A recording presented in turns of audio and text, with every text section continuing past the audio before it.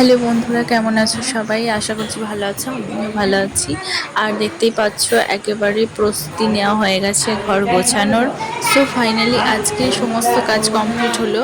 আর আমরা একেবারে প্রস্তুতি নিয়ে নিয়েছি ঘর গোছানোর, কারণ এতদিন ধরে সব অগোছালো পড়ে আছে, আর ভালো লাগছে না, কারোরই ভালো লাগছে না। তো তার জন্য আজকে ভেবেই নিয়েছি আজকে যত রাত পর্যন্তই হোক, যতদূর পারবো কাজটা এগিয়ে রাখবো কিছুটা। আর তার জন্য এখানে প্রথমেই খাটটা ফিটিংস করে নেওয়া হয়েছে, তার আগে সব কিছু মুছে ঝাড় দিয়ে পরিষ্কার করে নিয়েছি।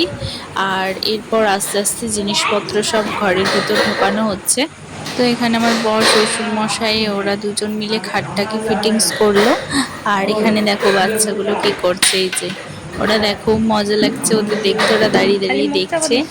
চারিদিকে এত ধুলো জমে রয়েছিল যে কি বলবো, টাইলস কেটেছে সেই ধুলো, দেওয়ালে সমস্ত কিছুতে ধুলো ছিল। তো সেগুলো পরিষ্কার করার পর এখন একটু ঘরটা দেখতে ভালো লাগছে আর পরিষ্কার পরিচ্ছন্ন লাগছে। আর আমার শাশুড়ি মা ওদিকে একটু ঝাড় দিয়ে দিচ্ছে, যেটুকুনি পারলো একটু হেল্প করলো। আর এখানে দেখো প্লাইগুলো আমার বর নামিয়ে আনছে সব সিঁড়িতেই, দেখো এগুলো দেখে বুঝতে পারবে যে কতটা ধুলো জমে রয়েছে।